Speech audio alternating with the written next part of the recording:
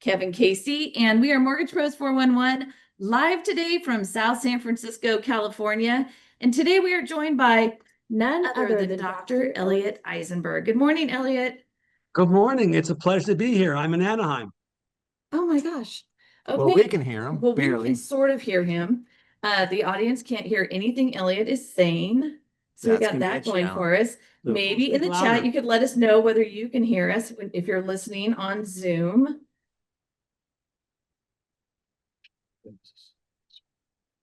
Okay. There we go. Now I can at least see. Okay. Great. So good news. The listeners Can't hear us. on the computer can hear us. So if you're here and you can't hear us, tune in to our Mortgage Pros 411 and you too can hear it. Hopefully soon we'll have Elliot behind us on the screen. So good grief. Elliot, thanks for being such a good sport.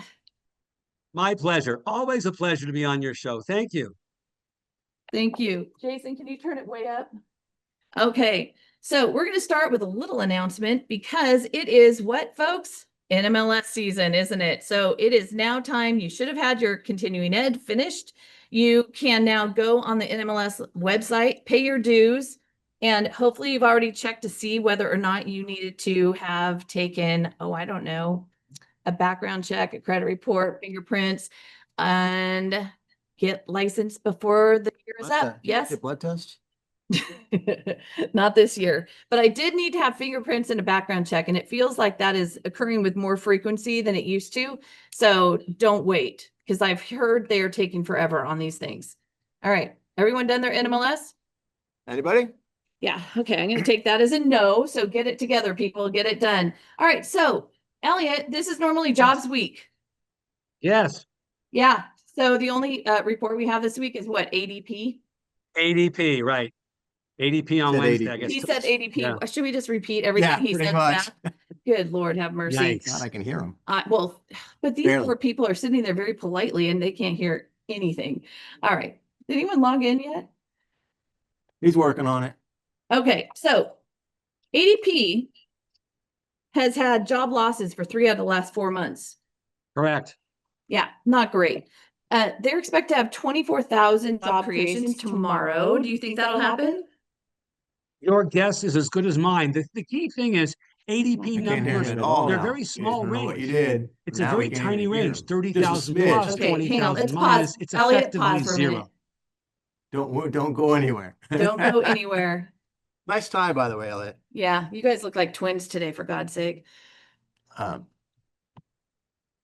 I'm the you younger want to twin. talk 7 about minutes. other stuff while we're waiting? Other announcements? We don't have any other announcements. This is it.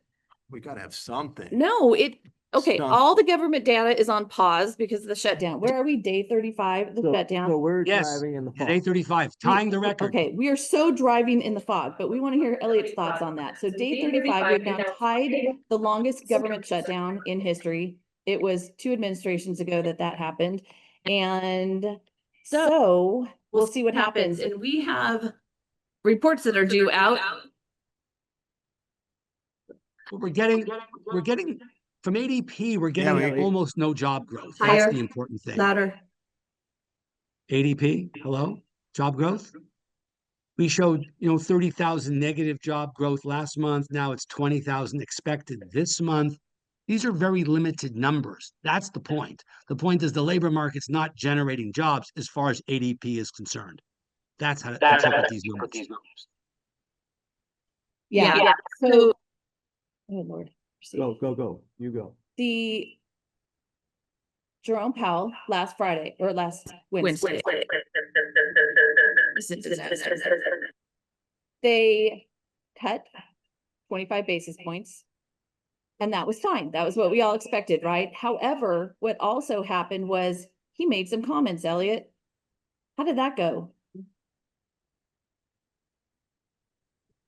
You can't hear. I'm back. There you go. Okay, you're there. Okay, so Jerome Powell made some comments. He said, it is not a foregone conclusion that we're going to have a cut in December. And then he went a little further and he said, far from it. And then the markets just went completely nuts, didn't they? So what does the Fed do in December when the market is expecting a cut or hoping for a cut and they have no data? Right. That's exactly the problem the Fed faces. My gut says the Fed doesn't cut, and the Fed should say, look, we have no idea what's going on. Why on earth are we cutting? It may be better, it may be worse. Give us data, we'll cut. And I think they'd be more willing to cut. If they say no cut in December, they may well say, oh, or we'll be happy to cut end of January, maybe even a 50 bipper if they have to at that point. But it could go either way. I'm not sure it really matters all that much. I think the key thing to keep in mind is the Fed's likely to cut 2 or 3 more times. 1 more this year, 2 next year, 3 next year, none this year. I'm not sure it matters all that much. There's still contractionary fiscal monetary policy out there with the rate being too high. And how low it gets depends on inflation and unemployment and so on, and inflation expectations.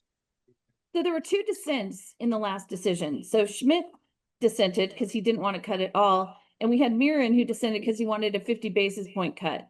When the Fed governors are out talking Fed all over the country, they're all over the place. None of them seem to agree. And by the way, Secretary of the Treasury, Scott Bessent, has said that by the end of the year, he's going to have another Fed chair chosen.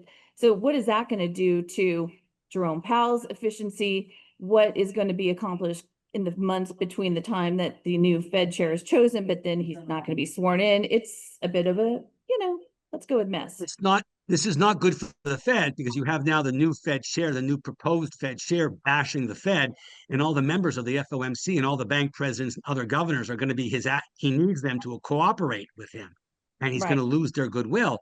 This is not the way I would have chosen to do this, but that's the way it is. I think the dissents are important.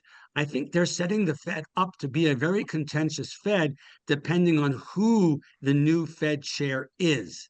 It's also a case of Powell might stay for 2 more years because his term doesn't expire until 26 or 27 or something. So he could hang around for another year or 2 and be a real irritant to President Trump if he wishes. Depends how he feels, how much energy. I don't even know what to wish for anymore. Do you? Yeah, Elliot, do you want to be an irritant to Donald Trump? I don't want to be an irritant, but I think Powell loves the institution and thinks that he can do a better job than any replacement that Trump's going to put in. Whether that's true or not, something else. But Powell might well stay.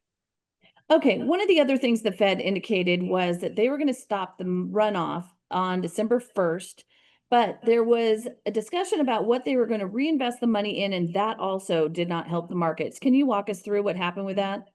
Yeah, so the Fed's been letting money roll off their balance sheet. Their balance sheet hit like $8 or $9 trillion. It's been slowly coming down, and they hold a combination of treasuries, bills, bonds, and notes, and mortgage-backed securities. And their aim right now is to keep the number of treasuries, the dollar amount of treasuries, fixed, and let the mortgage-backed securities run off. That's their intention. So the mortgage market is not going to get any direct relief here because there's still more MBS coming online. But Treasury market will get a little bit of relief because there's no more treasuries coming on the market, at least for a few months. Remember, as the money supply grows, the Fed balance sheet has to grow as well. So this hiatus may last 6 or 8 months, but then it'll start to grow again. They'll have to let it increase. Can you say that again? So as the money supply grows, the Fed's balance sheet also has to grow? Right, because you want to have enough reserves to accommodate that size GDP. And GDP grows quite a lot. I mean, $30 trillion at 4 or 5%, that's $1 trillion. So you might want to add 50 billion, 100 billion a year just to keep things constant.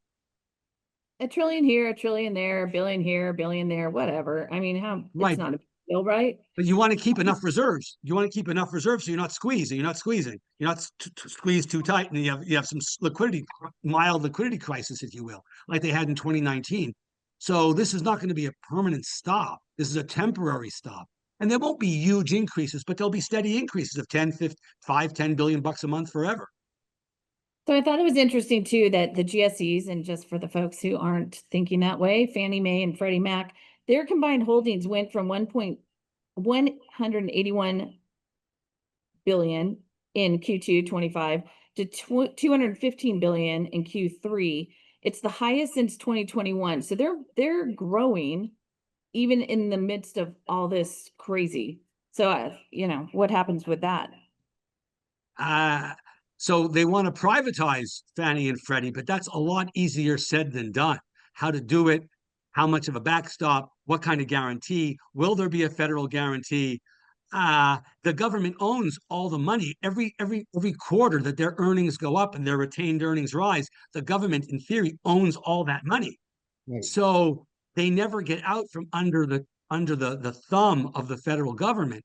So at one point, the federal government's going to have to give up on their $300 billion of the total net worth of both companies to let them go. Otherwise, they're never going to be able to privatize. Or do they ever privatize? They don't have to, but it would be nice to see private capital come in and the federal government will reduce at least some of their exposure. Maybe the first 10 or 15% is absorbed by the private capital and the rest the government kicks in on the treasury line. But those are important details that have to be ironed out before they can go private or public, as the case may be. I'm sorry. They're talking also maybe merging Fannie and Freddie together. What if they go the other direction and create a totally new entity that's private and leave Fannie and Freddie where they are? Oh, I haven't given that much thought, but that would be a difficult road to hoe given the stability of Fannie and Freddie and the experience that they've got and the human capital that they've got to start off from scratch with. And then would that company have a backstop from the federal government? And if not, the rates would be higher. I mean, it gets complicated here pretty quickly. I think we call that the private sector right now, don't we? Yeah. Yeah, we do. And Fannie and Freddie are a very large piece of it because the private sector it's hard to compete with the government backstop and so on. Okay, so just to take a pause and on a lighter note, I just wanted to say that Realtor.com came out with their report on active listings. And we've heard a lot about listings in the last few months and a lot about inventory and how, oh my God, it's so big and prices are going to come down. We're at 1.1 million listings nationally. That's 9% lower than pre-pandemic levels. Still, pre-pandemic levels, 9% lower. I cannot emphasize enough that we do not have an overage of inventory. What are your thoughts on that, Elliot? We don't have an overage, and that's why nominal prices keep going up. We've seen year over year, Case-Shiller data shows prices up 1.7, 1.6%, a little less than inflation. So in real terms, it's declining, but they're still very high and going nowhere because there's not enough inventory. The problem is the inventory was so minimal for so many years in 2021, 22, 23, the prices went crazy. And house prices can go easily, but to see prices come down is a very difficult process. Even these minimal declines we're seeing, they're not dangerous. This is not 08, 09 when no one had equity. Now there's a lot of home equity out there. Yeah, tons of home equity. And it was really interesting, I thought. Cotality, our friend Dr. Selma Hepp, who comes on the show very regularly, and we love her, they're usually pretty conservative. And they came out with their home price appreciation report for September. It showed that appreciation. You shut off your sound. I'll come through here and everybody will hear. It showed that home price appreciation was. Hang on, guys. Technical, Jim. Good Lord. Did that help? Bring that. Sorry, guys. Nothing is hang on.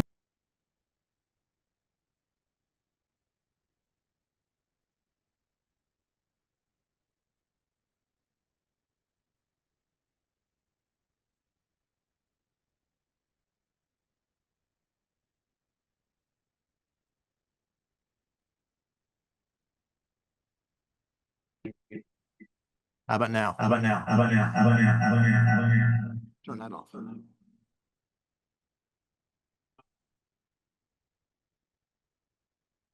How are we doing now? Oh my God. Sorry, Elliot.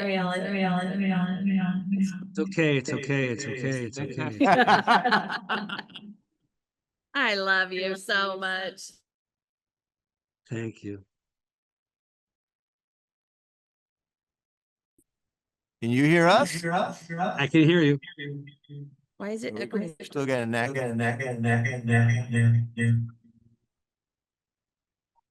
It's all off. Oh, no, you're only muted. You're not volume. What are you talking about?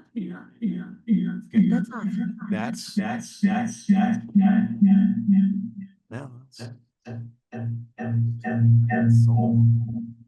This is a show of the newlyweds, and you're the newlyweds, and we're watching you solve a problem under pressure.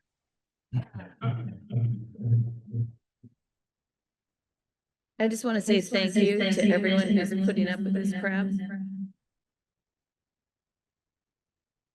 Yeah, let Elliot talk. Can you talk? Yes. Can I talk? Oh, I'll be back on in a second. All right, Elliot. When you speak, what does it sound like? Are we struggling here? Oh, I'm back. Okay. All right, we're good. You go. He doesn't know what to say. All right. Let's talk about the national debt. So that's not how it works. Oh my God. Suggestions from the audience. Now I turned my sound back on. Which one? Can you hear me? Yep, Okay. Can you hear us in? Elliot, can you hear us? I can. Okay, Yeah. now we can't hear Elliot. That's good. That's great. Oh, Okay, they can hear it, but we can't hear Elliot. Why is that? How about audio?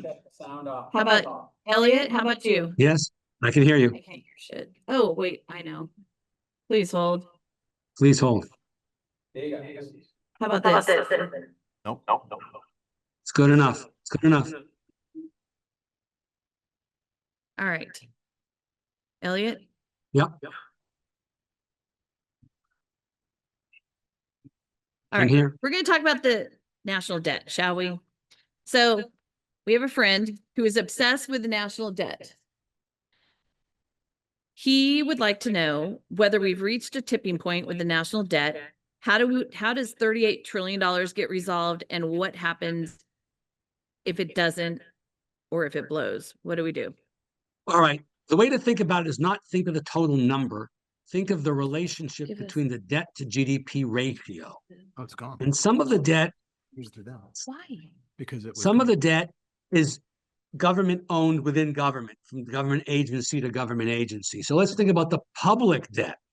The public debt is 30 trillion or $31 trillion, roughly the same size as GDP. This is objectively getting big. I've been someone who has not been terribly concerned about the debt, but slowly I am becoming more concerned about the debt. No one can hear. No one can hear. We can hear you. Keep going. No, we You can hear me. can't. So the concern is it's going up. It's getting a little dicey. But what makes it worse is that the budget deficit, the annual deficit, is now 7%, 6-7% of GDP. No recession, no war, no pandemic.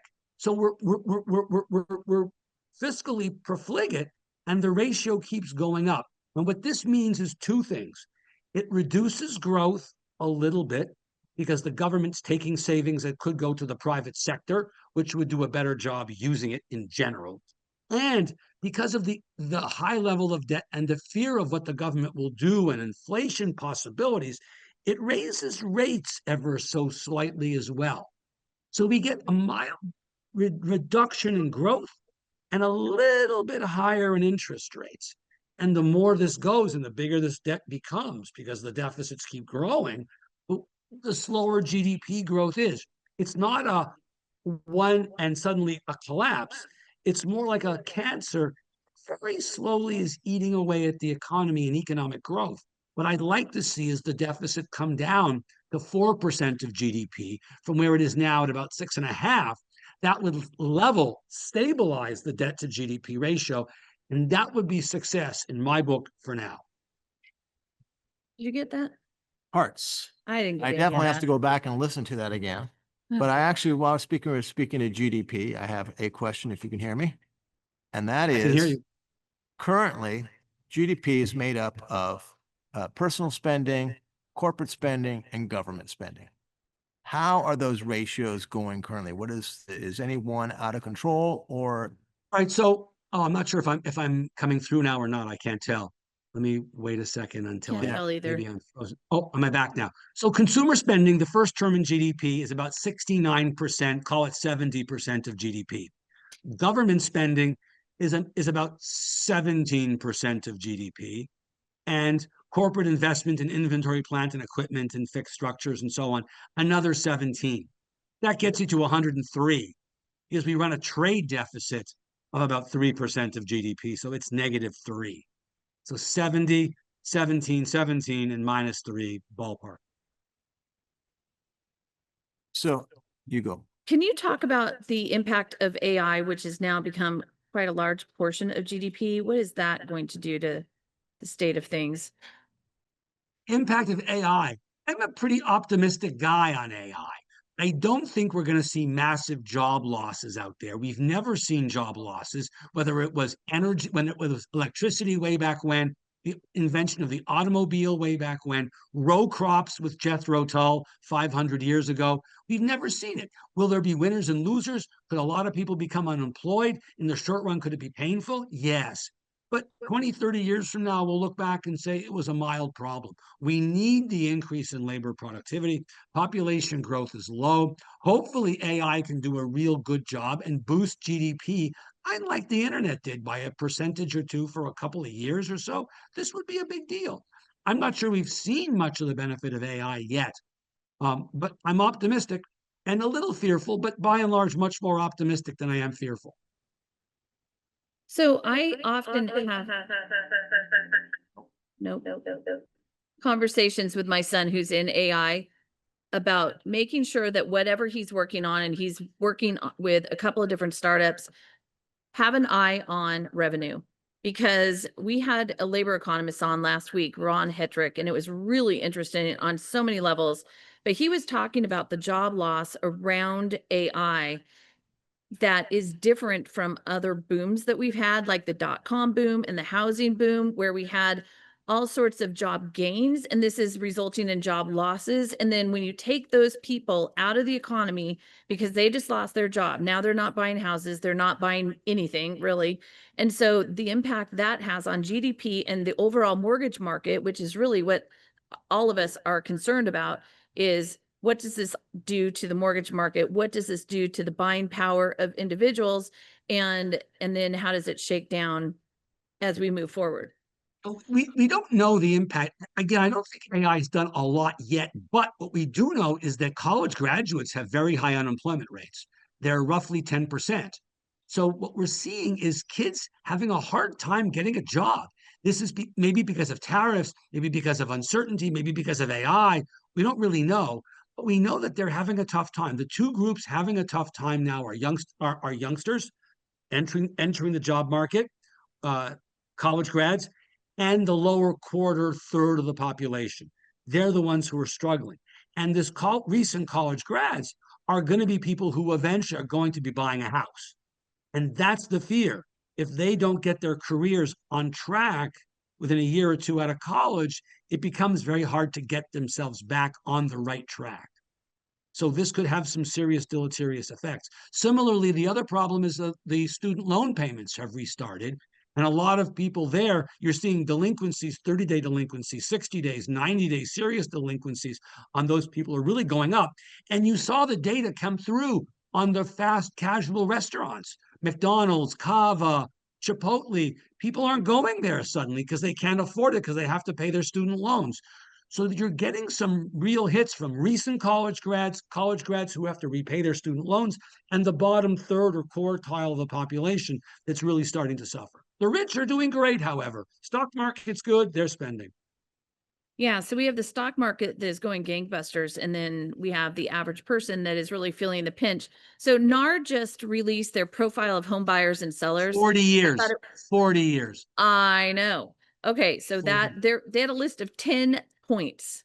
So to Elliot's point, the median home price of the first-time buyer is now 40. 40. Do the math on what impact that has on people's building wealth for the future. Right. Right? Okay, first-time buyers are 21% of the market versus 40% of the market pre-meltdown. Down payments are up, which is interesting. Cash buyers, there's more of them, all-time high of 26%.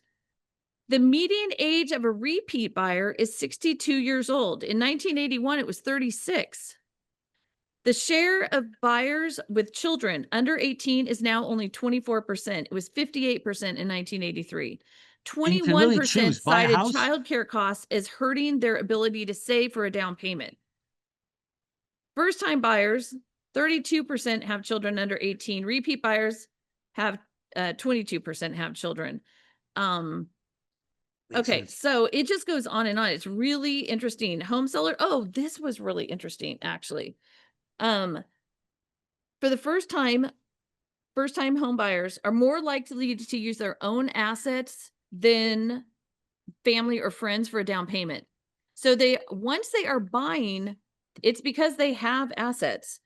Home sellers have owned for a median of 11 years. That's up. Remember, we always used to say 5 to 7 years, 5 to 7 years. Remember that, guys? It's a long time. Yeah, 11 years, all-time high. 83% of home buyers used a real estate agent to buy. This is what, 15 months after the NAR settlement? No change in commissions. 91% of sellers used a realtor to help them sell. And first-time home buyer or for sale by owners, dropped to a low of 5% sellers. And get this, 60% of the sellers knew their buyers. 60% of the sellers knew their buyers. Yes. So this first sale by owners is only 5% of the market. And of that 5%, 60% of the time, the sellers already knew the buyers. Did you get that? Got it. Did you guys get that? Isn't that something? And also, realtors are still in the driver's seat because there is an actual realization that you need somebody who knows what the hell they're doing when you are selling a house. But you have to So- find the one that knows what they're doing. Okay, that is an excellent point, actually, because for the LOs in the room, are you seeing an unbelievable amount of realtors who don't?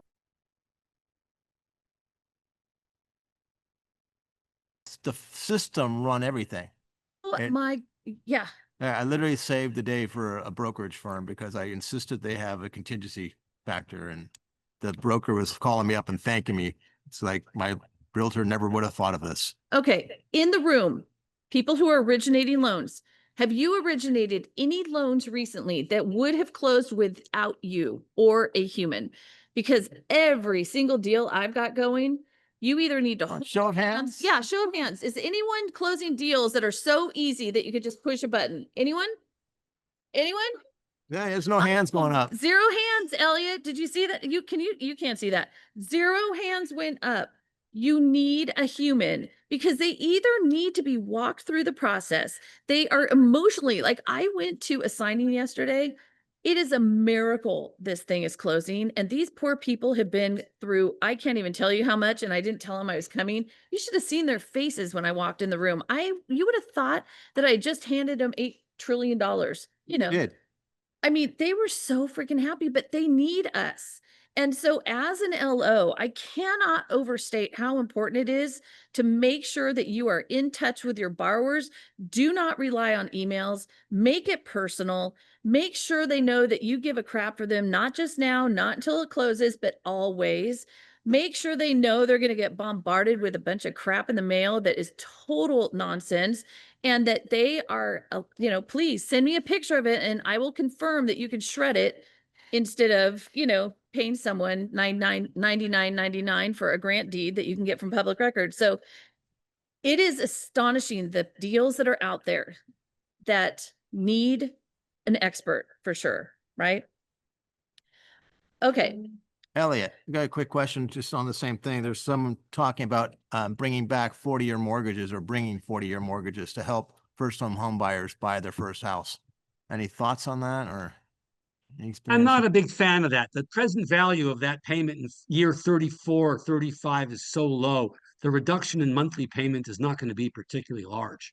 So the Japanese tried it. Desperate times call for desperate measures for a few people. A little bit you save will make it possible. But in general, I'm not a big fan. No. When we've had 40-year mortgages, I feel like when I've run those payments, that the rate is always higher. And so by the time that you spread it out an extra 10 years, which costs, $1 zillion in extra interest over that term, it doesn't help. I mean, from what I've seen, but what do I know? I agree with you Anyone dying completely. to have 40-year mortgages again? We'll take a poll in the room. Anyone? That'd be a Any big zero 40-year on that mortgages, too. anybody? Nope, no 40-year takers here. Oh my God. But while we're on this topic, if I may, um, uh, let's think about the 30-year mortgage. People don't need to get a 30-year mortgage. This is really important. How long do people live in their house? 10, 12 years? They'll live 30 years in their house. So getting a 30-year mortgage is a lot of insurance that we may not necessarily need. So talk to buyers about this and consider maybe get a 7-year or 10-year ARM. They're going to refinance, kids go to college, the car gets broken, a tree falls in the roof, things go wrong, you got to lose a job, you refinance. So paying extra points and higher rate to get protection you're never going to need. Think about it. This is something to really consider. Okay, so I know that a lot of people like 5-year, 7-year, 10-year arms. I get it. However, I remember a number of conversations I had when I was in the UK, and one of them was with a guy in Scotland who had 3 rental properties and a primary residence. And we are one of the few countries that has a 30-year fixed mortgage. And this guy, so what had happened was when rates were low, he refinanced everything into a very, very low rate, and it was very inexpensive, like Yeah. a couple, Yeah, a no, couple I thousand remember when it was pounds and euros. And then the fixed period, oh, sorry, we're not, that's the other F word, guys. We're not allowed to say fixed anyway. The stable rate period that he experienced, it ended, and all of a sudden his rate went through the freaking roof. And now it was, I mean, 5 times the rate that he had originally, and probably 4 times the cost. So it went from, well, probably more than 4 times the cost. One of them was like 10,000 pounds or euros. I forget. Scotland Scotland would be pounds. Pounds. So anyway, and so he was selling everything. He was selling everything. He could not afford to keep any of them. So I think that when we are working with the 5-year, 7-year, 10 years, we really have to be cognizant of what happens at the end of the term. And sometimes it works out great, and sometimes it's a disaster. And is it worth the risk with the, at least lately, tiny little difference? What do you think? Are you there? I'm here. I asked what you thought. Say something. Oh, I couldn't hear you. You broke you up for a didn't minute. hear Or me. I broke up for a minute. Right, we have Yeah, the same I problem. agree with you. But the instruments have changed. There's now caps on how much they can rise and so on and so forth. So they're much less risky than they were 15 years ago too. That's important to point out. But the point is, if your income's going to go up and you're capped at a 2% increase or something, and it's 7 years, that's a long time. 7 years, you can move out of your house in 7 years. A lot can happen, or 10. But it's that extra 20 years that really may well be a waste of insurance premium you're paying Okay, for Elliot, benefit I have you're a never great gonna get. example for the room. You're a loan officer. You refinance into a 3-year stable rate adjustable in 2020. It rolls in 2023. So not only are the rates now, what were they? Double. 20,000%. Yeah. Also, your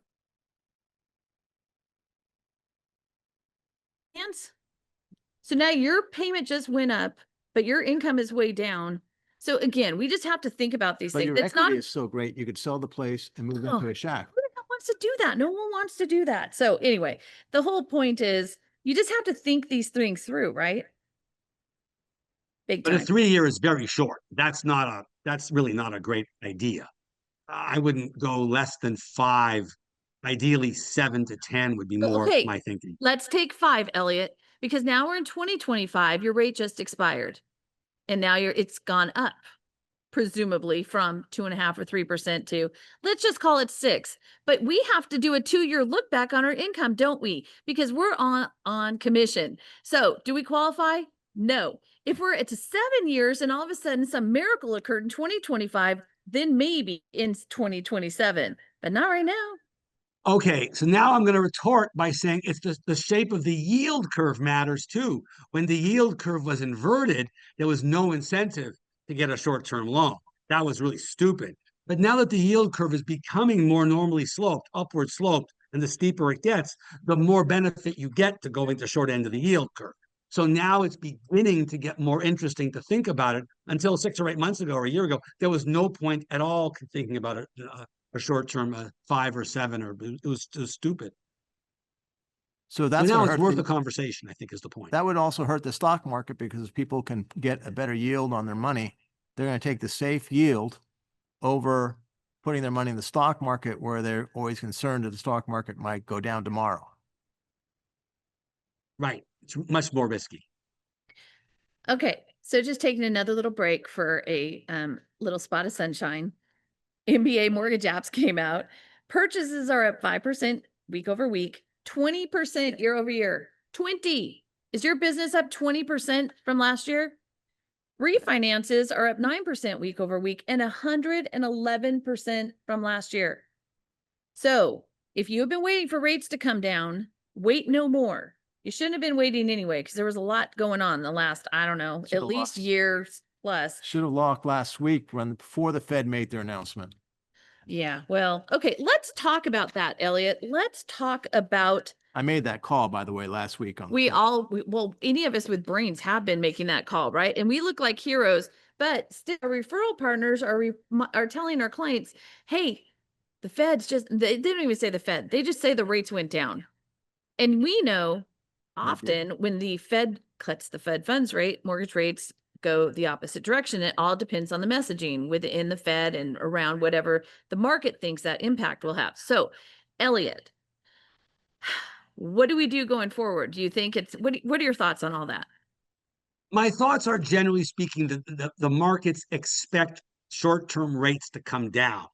So I think that the 30-year, as a result, the 10-year mortgage, I'm sorry, the 10-year treasury, the 10-year treasuries largely bake this in, this level of treasury, 10-year treasury at 4.25 or so, whatever. That's it's not going to change a great deal unless inflation goes crazy, GDP goes crazy, we enter a recession, some unexpected thing occurs.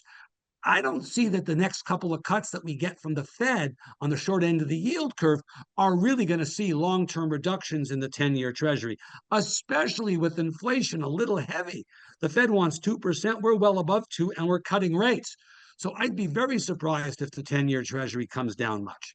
And as a result, the 30-year may not. The key thing we're hoping for is the spread between the 10 and the 30 continues to narrow. It has narrowed over time, but it may take a break. But I'm not wildly optimistic that we're going to see huge declines in mortgage rates. If you get to 6, I'll be very, very happy. So, okay, that's interesting. I already closed loans with a rate that has a 5 in the front of it. Now, granted, it was high fives, but still no points. It was only 20% down. It was below 6. I know NBA always has their average rate much higher, which I always find interesting because I feel like I'm always locking things in lower than whatever NBA says the average rate is, and Freddie Mac and all the other, rate sources that we have. I was at a party the other night and this guy said, "How's the market?" And I said, "The market's great." And he said, "Well, we really need rates to come down." And I said, "No, we don't. Rates are fine. Rates, if I'm locking things in the high 5s, low 6s, those are not high rates." And this expectation that we should have all those crazy rates we had a few years ago where we compress 5 years of business into 1.5 years. We have a bunch of sloths come in off the street who are like, "Oh, I can make a lot of money." And they cherry pick and they take all the easy loans. Then they bail as soon as the rates go up. And we are left for the next year, 3 years it's been, sucking wind and dealing with the loans that are very difficult. I have no desire for that, none. And also, our market is really structured at this point. We're not taking care of the borrowers. We're taking care of corporate bottom lines, people who need quarter over quarter earnings that keep increasing. And again, I want to refocus on the borrowers. What do the borrowers need? They need us. They need expert strategy. They need to have somebody who is empathetic and understands what they're going through and helps them through it. And that's what we need to be focused on. And when we're doing that and the rate is 5 3/4 or 6 1/8, that is not a bad thing, in my opinion. Do you have any thoughts on that, Elliot? The answer is yeah, rates have come down, certainly. But the problem is now, if you compare it to, say, 1981 or 82, when rates were 15 or 17% and crazy high, then house prices were cheap relative to incomes. Now it's the home price that's the problem. The rates aren't all that high. You're 100% right. But incomes haven't kept up with home prices, and home prices went up 50% since COVID. That's the driving problem that we face now. So yeah, we've gotten relief on rates. We now need to get a little relief on home prices. Maybe home prices stay flat for 2 or 3 years and increase affordability a little bit in that way, or come down a little bit. Okay, but back to Cotality, who again is typically fairly conservative. So again, we were in the middle of some debacle when I was talking about this. Even though they're down slightly month over month, they're up 1.2% year over year, and they expect home prices to accelerate in value in the next year. Up 4.1% is Cotality's estimate for appreciation in the next year. That is not bad. I mean, I'll take that any day. I don't want 20%, I don't want 30%, but I would love 4%. It seems like the Goldilocks of appreciation, doesn't it? The economist in me is not happy. I'd like to see less. So I want to see affordability improve. I want to see more people able to buy a house. And if we have 4% price appreciation, that would reduce affordability. But you have to get rates even lower. I'd like to see 0% increases for a couple of years. I know that's not what home owners want. That's what home buyers want. Okay, so we talk a lot about affordability. And one of the things that I've figured out when I go to Washington, D.C. or I go to Sacramento, their favorite word is affordability. That's all they want to talk about. So what I do is I look them in the eye and I say, what does that mean to you? And almost 100% of the time, complete deer in the headlights. It's a catchword, a catchphrase. It's very snappy. They love to talk about it, but they have no idea what it means and how it translates to people on the ground. So while we're focused on, oh my God, the rate should be lower, the impact on a monthly payment with a rate going down a quarter is insignificant compared to the fact that we have average car payments in this country of over $725 a month. Now do that times 2 people, and more than 20% of car payments are over $1,000 a month. And by the way, back to NAR's little report that said that 21% of first-time homebuyers said that childcare costs were really hurting their ability to save. So when we have childcare costs, and I don't know in the room, okay, maybe no one here has children anymore that are in childcare, just kidding. We know that it's like thousands and thousands and thousands of dollars a month for childcare. So we could address some of those things too. How about that? That would be great. We know that the countries that have affordable daycare have faster population growth than countries that don't. And if you look at cities like San Francisco, the number of households with children is very, very small. The more expensive the city, the more difficult it is to have kids. People actually have to pick between having a house or having a kid, but in many cases, you can't have both. Affordable daycare would be a great thing. Policy-wise, how to do this, big fighting. Congress can't even keep the doors of government open. How are they going to actually create new policy? Good luck. Well, there is that. And also there was a survey and 29% of households are now consisting of one person. That's $5.7 million people less than a decade ago. That's per Nadia Evangelou, who's the senior economist at NAR, who is a friend of the show too. So there are a lot of moving parts out there, and we are so hyper focused on, oh my God, the rates have to come down. Oh my God, we need a refi boom. Oh my God, oh my God. No, we need to serve our borrowers. We need to work with them on a strategy that increases their ability to have an affordable home. And a lot of time that has to do with how many times a week are you eating out? Uber Eats. How much of your budget is that? So these are things that I am not hearing economists across the country talking about. They're just babbling. No offense, not you, obviously, but was I about to say babbling? Yeah. Anyway, they're talking a lot about things like, rates, affordability, prices have to come down. And I don't know. Well, Prices are very unlikely to come down. Well, what's critical, prices are very unlikely to see prices decline. I hope they come down a little bit. That would be lovely, but big price declines are not in the cards because there's not enough inventory. And as far as the youngsters buying a house, it's going to take them more and more time, as we see, they have to focus on this from an early age and say, I'm not going to buy coffee at Starbucks. I'm not going to do Grubhub. I'm not going to do Uber Eats. I'm going to eat at home. I'm going to take my lunch to work in a bag. These are not exciting things, but this will expedite their home ownership by a couple of years. And they'll be at 37, not 40. It's a big deal, but it's not fun. Okay, so we've heard a lot of talk in the past few months about recession or even stagflation, but I haven't heard as much recently.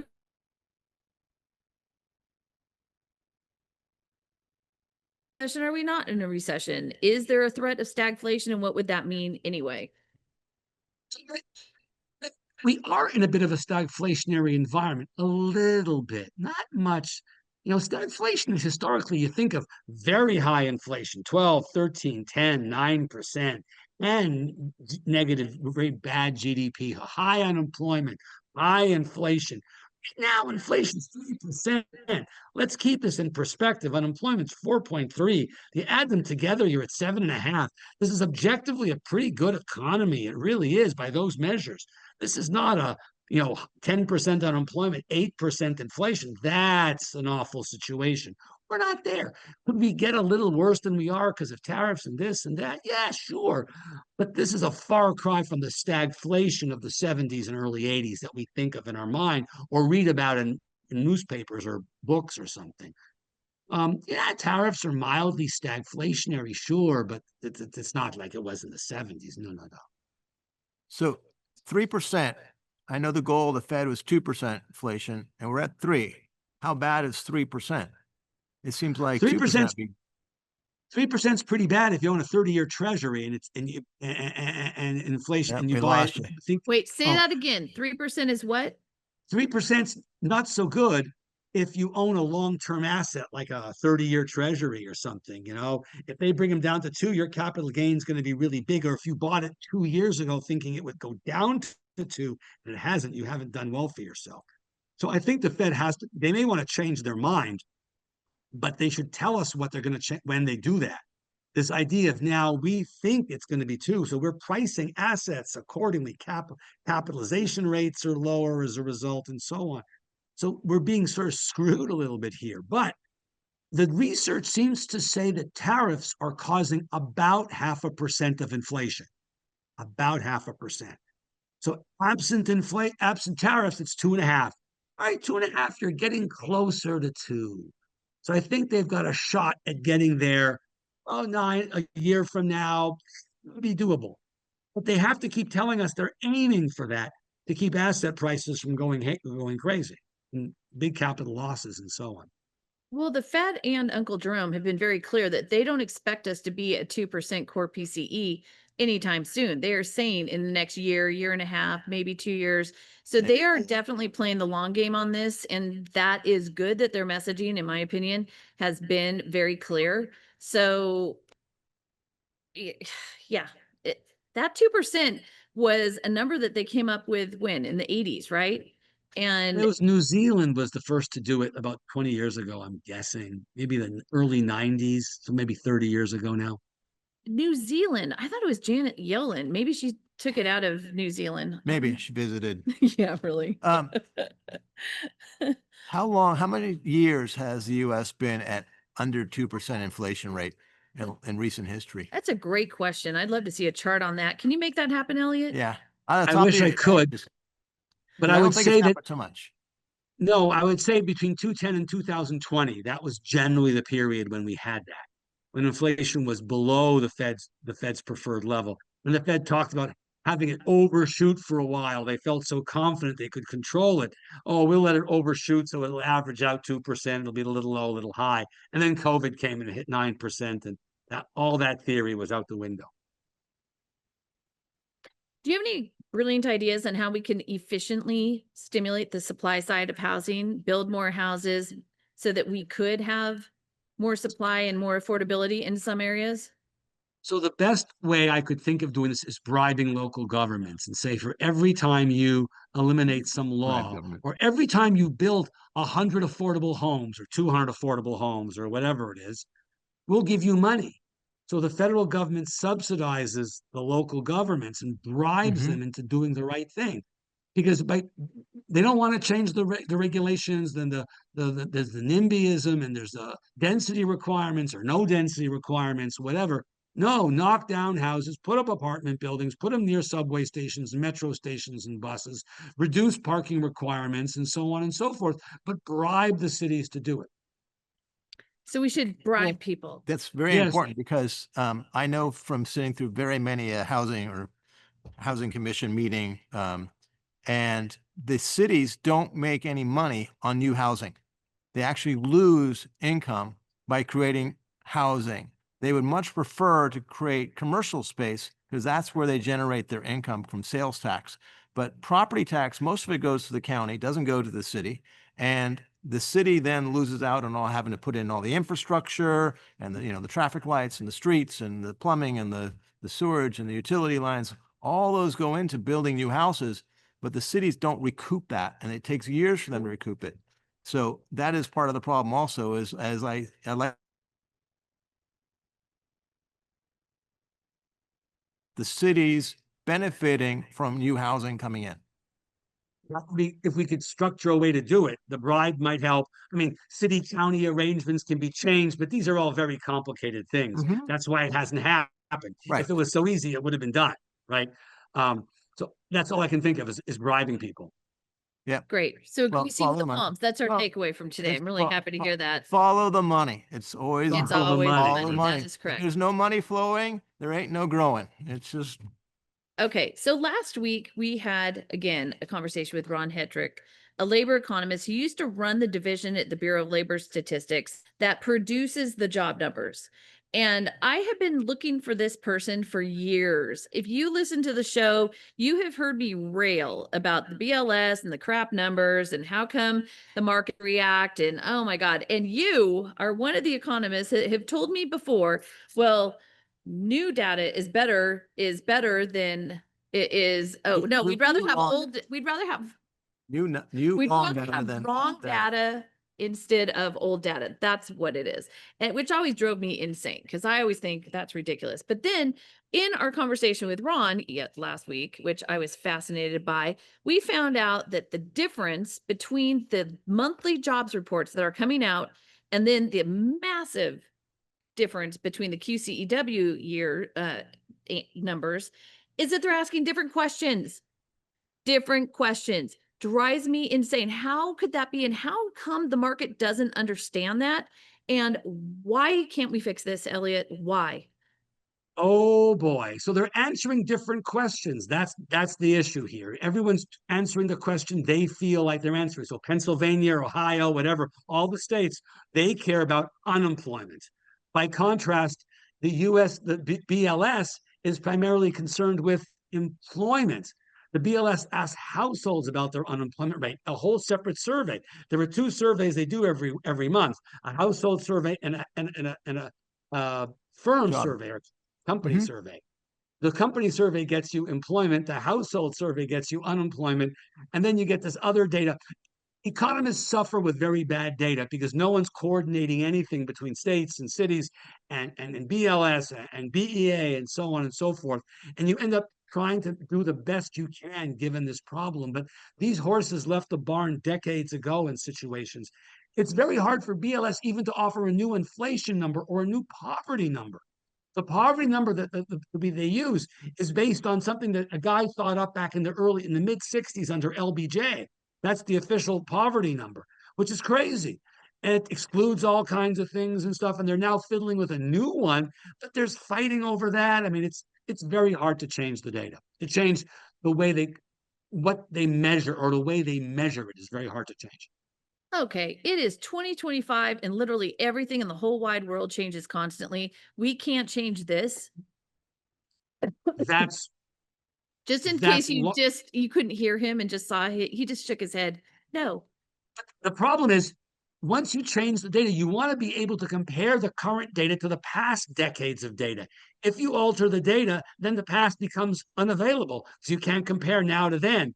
And having this historical 30, 40, 50 years of data is really valuable. So what you'll have to do is continue the old process and then offer a new solution on top. So you've got a new series, because for the first 6 months, year, 2 years, 3 years, 5 years, you're not going to have enough data in the new series to do anything. Okay, so let's just accept as a fact that we can't change the data, which makes me very cranky. But if we could educate the markets on the difference between those two numbers so that they don't have a violent reaction and we don't have mortgage rates going way up or way down. Well, I'll take it. We can still go way down. That's fine, but not way up, because I would like some, ambitious economists to do a calculation of the increased payments that the average person has made over the last, let's go with 20 years, as the jobs reports were revised dramatically better or worse, depending, and the markets had moved, and there's this impact that is long lasting. And economists, God bless them, they love to sit there and crunch numbers. I mean, we talked to a lot of economists on this show, and what I have finally figured out, As good as. no, of course not, duh, but anyway, the point is, I have figured out that you just like numbers. You like data, you like numbers, you like crunching them, you like tossing them around, and you are much less concerned with what in the hell they do once they hit the market in the street, and you just want to have the numbers. So for those of us who are on the street dealing with the fallout from all that, it is a little frustrating, and I would like to find a solution. So if you could put that on your to-do list for 2026, I would be so appreciative. Thank you. It's on. Thank you. I will, All right. I will speak regularly on the data and the differences and so on and so forth. It's my promise to you. Oh, yay. Okay, that's one. Okay, we're going to make sure we broach this with every single economist that we talk to about how important it is to educate the market so that they are reacting correctly to the data that's being presented. Okay, this was a complete and total mess, but that is such a great promise from you and such a great takeaway and a great end of our time together that it was worth all of it. We love you, Elliot. Thank you to everyone for putting up with all this. And thank you so much to Camp for making sure that we were able to have Elliot on today. That was a big deal. So, Elliot, we love you very much. Everyone, there are so many loans to do. They're going to be hard. Buckle up and be cool with it and go get them and close them. There are tons of resources for you. We can do so many things. Go get a loan and close it. All right, kids, have a great week. Thank Love you. you.